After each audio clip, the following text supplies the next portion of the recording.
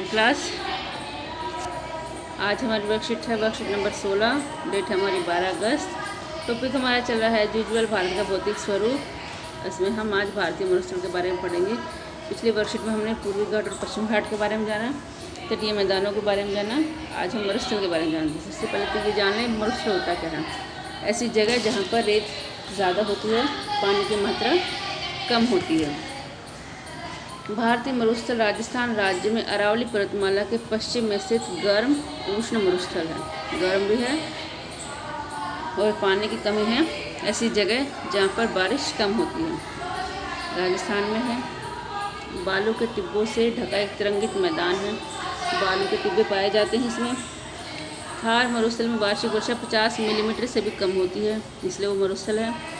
जिस कारण से यहाँ शुष्क जलवायु व नाम मात्र की प्राकृतिक वनस्पति पाई जाती है। जितनी बारिश होगी उस हिसाब से वहाँ पर प्राकृतिक वनस्पति पाई जाती है, पेड़ पौधे पाए जाते हैं। इन्हीं विशेषताओं के कारण इसे मरुस्थली के नाम से भी जाना जाता है। राजस्थान में है। अभी मैं मैप में दिखा देती हूँ आपको। एक मैप दे रखा है, हमारे देश का मैप है। इसमें ये हमारा राजस्थान है और राजस्थान में ये थार मरुस्थल है। ठीक है, ये इधर है हमारा पूर्वी घाट और ये है पश्चिमी घाट, जो पिछले मैप में हमने देखा था। ये इसका चित्र दे रखा था। देखो बालू के टीले बने हुए टिब्बे। बरकान नाम है एक टीले का, जो आधे चांद की शेप लिए हुए है। ये देखो चित्र आपको दे रखा है, ऐसा लग रहा है जैसे आधा चांद है। ठीक है, हालांकि मरुस्थल की चट्टानी संरचना भारत के प्रायद्वीपीय पठार का ही विस्तार है। फिर भी शुष्क परिस्थितियों में वायु की क्रिया में भौतिक अपरदन के कारण इसकी धरातलीय विशेषताएं प्रायद्वीपीय पठार से भिन्न हैं। वैसे तो ये इस पठार के जैसा ही है, मतलब पठारी हैं जो बालू के टिब्बे बनते हैं, वो पठार जैसे ही बनते हैं। लेकिन यहाँ की जो जलवायु है सूखी है, बारिश कम होती है, वायु हवाएं चलती रहती हैं और जो भौतिक कटाव है मिट्टियों का, वो रेत का जो कटाव वो होता रहता है। बारिश की हवा से जो रेत है वो उड़ती रहती है, एक जगह से दूसरी जगह जमा होती रहती है। तो इसकी जो विशेषताएं हैं वो प्रायद्वीपीय पठार से अलग हैं। मशरूम रॉक, बालू का टिब्बे, बरकान, जूगेन आदि प्रमुख भू आकृतियाँ हैं जो मरुस्थल में पाई जाती हैं। नाम हैं जो आपको याद रखने हैं।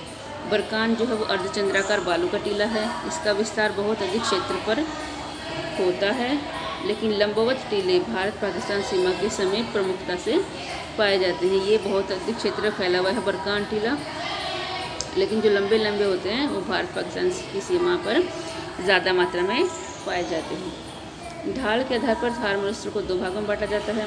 पहला है उत्तरी भाग, जिसका ढाल पाकिस्तान के सिंध प्रांत की ओर है। पाकिस्तान में एक जगह है सिंध, उसकी ओर है इसका ढाल उत्तरी भाग का। और दक्षिण भाग का ढाल है कच्छ के रण की ओर, और कच्छ हमारा कहाँ पर है, गुजरात में। इस क्षेत्र की नदियाँ निम्न वर्षा बारिश कम होती है। अत्यधिक ताप द्वारा वाष्पीकरण और किसी हिमनद नदीय उद्गम के अभाव में वर्षावाही होती है। यहाँ की जो नदियाँ, क्योंकि बारिश कम होती है और गर्मी ज़्यादा पड़ती है, तो जो नदियाँ हैं उनका पानी सूख जाता है। और जब बारिश होती है या कोई बर्फ़ की नदी पिघलती है तभी इनमें पानी आता है, नहीं तो ये नदियाँ सूखी होती हैं। अर्थात इन नदियों में केवल बारिश के मौसम में ही पानी पाया जाता है। यहाँ की नदियाँ अंत प्रवाह अपवाह प्रणाली का उदाहरण है। यहाँ की जो नदियाँ हैं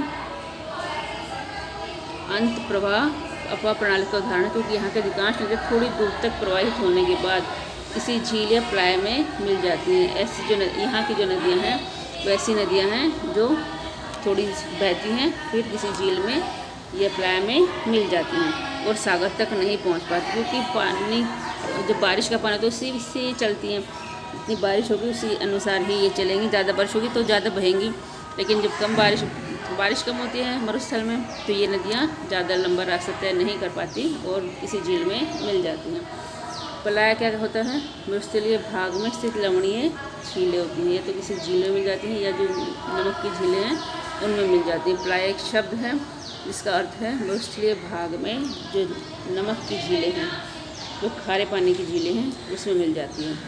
इनसे नमक प्राप्त किया जाता है। खारा होता है पानी और यहाँ से नमक निकाला जाता है। इस क्षेत्र की सबसे प्रमुख नदी लूनी है, जो कि मरुस्थल के दक्षिणी भाग में वाहित होती है। आपसे पूछा जा सकता है लूनी नदी कहाँ पाई जाती है, या जो रेगिस्तान की सबसे प्रमुख नदी कौन सी है। तो लूनी नदी है, नाम है लूनी, जो कि मरुस्थल के दक्षिणी भाग में वाहित होती, वाहित मतलब बहना, मरुस्थल के दक्षिणी भाग में बहती है। उच्च ताप से अत्यधिक वाष्पीकरण, उच्च ताप मतलब बहुत ज़्यादा धूप पड़ती है, बहुत ज़्यादा गर्मी पड़ती है, जिससे जो है वाष्पीकरण, साइंस में पढ़ा होगा आपने, वाष्पीकरण है जब सूर्य की किरणों की वजह से जो पानी है वो सोख लिया जाता है। और निम्न वर्षा जैसी स्थितियाँ इस क्षेत्र को जल अभाव वाला क्षेत्र बनाती है। बारिश कम होती है और बहुत ज़्यादा गर्मी और धूप पड़ती है, जिसकी वजह से वाष्पीकरण की प्रक्रिया तेज़ी से चलती है। अब बारिश कम होगी तो पानी तो कम ही होगा, पानी कम रहेगा नदियों में, और जो भी कम भी रहेगा तो वो भी वाष्पित हो जाता है ज़्यादा गर्मी की वजह से। इसलिए इस क्षेत्र को में जल अभाव रहता है, इसलिए ये रेगिस्तान है, इसलिए यहाँ पर मरुस्थल है। बहुत महत्वपूर्ण टॉपिक है, क्वेश्चन देख लेते हैं। थार मरुस्थल भारत के किस भाग में स्थित है। अंत प्रवाह प्रणाली, अपवाह प्रणाली से आप क्या समझते हैं। थार मरुस्थल की नदियों में सालों भर जल क्यों नहीं रहता है। थार मरुस्थल की कोई 2 जलवायु विशेषता बताइए, और थार मरुस्थल के कई भू-आकृतियों के नाम बताने हैं। ये सारे क्वेश्चन अभी इस टॉपिक में दे रखे हैं, जो मैंने अच्छे से आपको समझा दिया। भू-आकृति मतलब भूमि की आकृति, ठीक है। तो ये क्वेश्चन आपको स्वयं करने हैं। आज की वर्कशीट में इतना ही।